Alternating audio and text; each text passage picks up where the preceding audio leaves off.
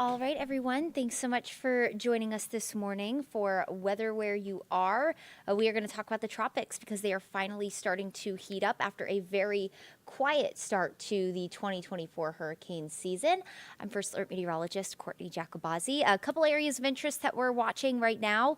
I'll let you know who could potentially be impacted by these, what chance of development they have over the next several days, and we'll just kind of talk about why this is happening and what's going on and how strange it is or how abnormal this start is compared to the past several years when it comes to just how slow it's been, which is kind of crazy. If you've been following us, you know that we've been talking about a very hyperactive and overactive season, expecting a well above average number of hurricanes to form.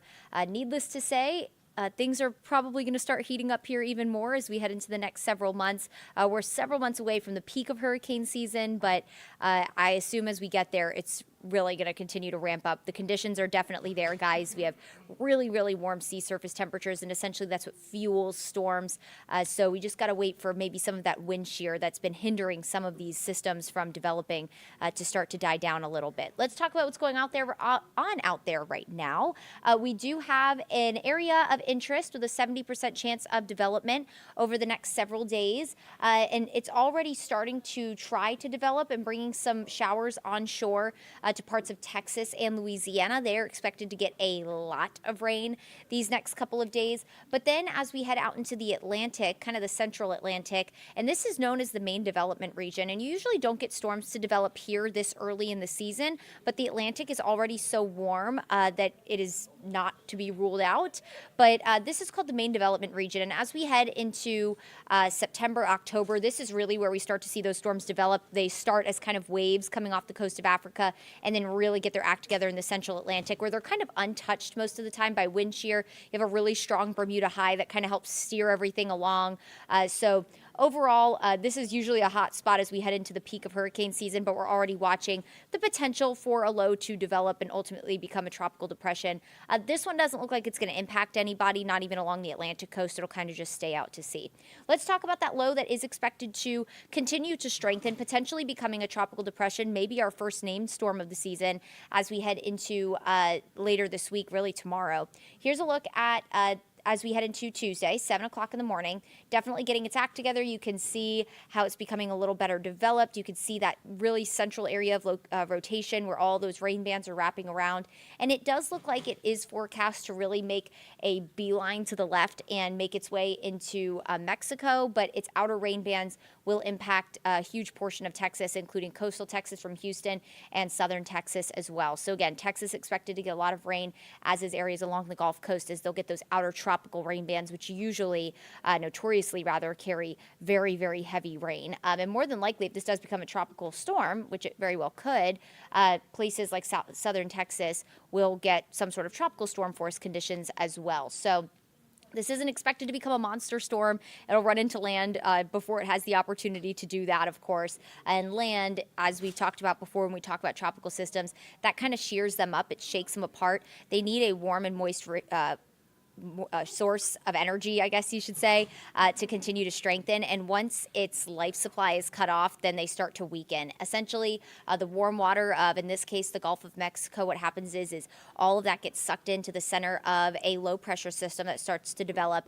And as it continues to condense and form clouds that we know as the outer eye wall, as that condensation happens, it actually releases something called latent heat. So the temperature physically wouldn't change. If you stuck a thermometer in the center of a hurricane, you wouldn't see the temperature necessarily change, but something called latent heat. It's essentially fuel for these storms. It's a process that happens when you see water condense into clouds that again form that center eye wall. So without that process of condensation allowing latent heat to be released, everything all of a sudden just cuts off. So this storm will not have that superpower essentially to continue to strengthen, but it will bring a lot of heavy rainfall to places like Mexico and also to parts of Texas. So what happens in the atmosphere? Really, really neat. The Earth is always trying to maintain equilibrium, just like your body is. You know, when you start to spike a fever, your body starts to sweat to try to cool you down. That's the body's natural way of trying to keep you balanced and keep your body temperature regulated. Well, the atmosphere on our Earth does the exact same thing.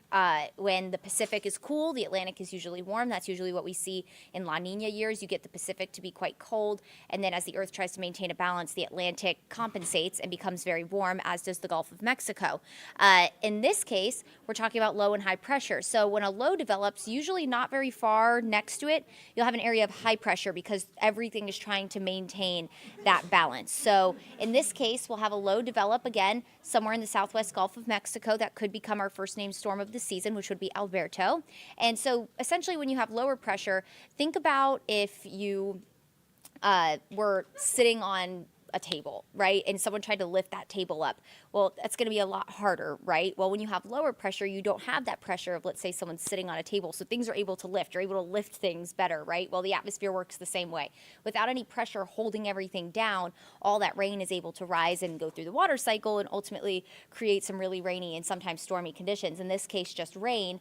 So when you have a lower pressure area of lower pressure, you're going to get rain. Area of higher pressure, everything is compressed. Everything is sinking down. So that prevents any kind of evaporation, any kind of storm cycles to form. And notice that's what's going to dominate over the southeast over the next couple of days. That's going to give us a really nice weather pattern. But this high, not only is it kind of balancing out our atmosphere, it's also steering that low away. Around an area of high pressure, wind flows clockwise. Around low pressure, it flows counterclockwise. That's why when you see those outer rain bands, everything is spinning counterclockwise. I know it's backwards to you because the camera being mirrored. But nonetheless, what that area of high pressure is going to do is kind of create a force field for us.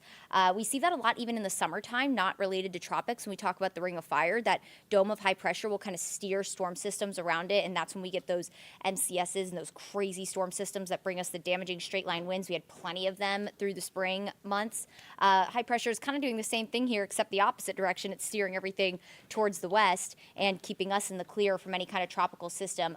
High pressure during the months of hurricane season are really important because it will steer storms either out to sea if it's further away from the coast, or if that area of high pressure, we call it the Bermuda High out over the Atlantic, closer it is to the coast, it can actually help steer storms inland and ultimately impact the Atlantic seaboard. So in this case, the area of high pressure parked right over the southeast, that's going to keep us nice and warm and dry. So hopefully you've been enjoying these warmer days that we've had, because there are more on the way as long as that dominates, and it will, it looks like, all the way through the weekend.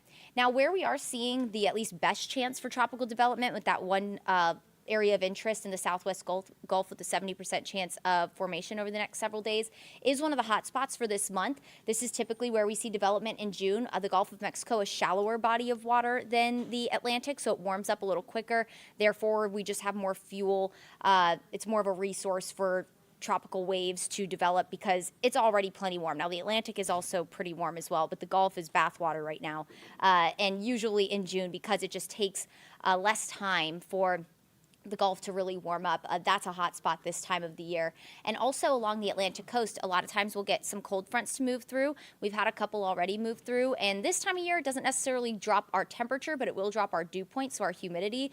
But if those fronts manage to stall, sometimes you'll get little kinks of energy to develop along it, and then they turn into low pressure centers, and sometimes we'll get storms to develop along the Atlantic coast. That happens a lot early in the season. Last year, our first named storm, I believe it was last year, actually developed and went up into the northeast and impacted places like New York and brought a lot of heavy rain up in the northeast region. So definitely not out of the question. And of course, in the Florida Straits, the Caribbean, that's also a hot spot this time of year. They don't have as much wind shear to work with down there, as fronts usually don't make it down there, and the water is still plenty warm. So the first storms the last couple of years came very early. In fact, for a while, people at the National Hurricane Center were considering starting hurricane season earlier than June 1st, just because the past few years have notoriously brought named storms in May. Take a look over the last 5 years, 3 of the last 5 have had named storms already pop up in May. So May 20th was our first named storm in 2019, the 17th in 2020, May 23rd in 2021, and then 2022 and 2023, pretty much as soon as the hurricane season started, of course, officially starting on June 1st, we had our first named storms, 2023 being June 2nd and 2022 being June 5th. And of course, last year, really the last several years, we've had hyperactive hurricane seasons, but really important to note, we say it all the time, we can have storms develop out in the Atlantic and be fish storms where they just shake up the water a little bit and maybe disturb some of the fish that are trying to feed off the top of the water. But those we just watch and go on by and are in awe of its beautiful development that it has. Because, I mean, sometimes when these storms develop into these monster systems, they're just beautiful to look at. We like those ones that stay off the coast. The season can be as active as it wants and stay out in open water. But the ones that we have to worry about are the ones that could potentially make landfall. So important to know that even though we are supposed to have a hyperactive season, it doesn't mean every single storm that develops is going to impact us here in the southeast or, of course, along the Gulf Coast. So something we'll be tracking really, really carefully for you, as it does look like the tropics are waking up. And just kind of looking long range, it looks like we'll get more of these opportunities where lows will try to develop. So definitely starting to see a little more action in the form of tropical development. It looks like, even according to our longer range models, beyond what the National Hurricane Center will highlight for us as a potential tropical development. Something we'll be keeping a close eye on here at Atlanta News First for you. All right, everyone. Thanks for joining me for Weather Where You Are. I hope you make it a wonderful day. We'll continue to keep you posted on the tropics and, of course, your forecast. Be sure to join me at noon for Atlanta News First at noon for your full forecast right here at home. And we'll catch you here next time.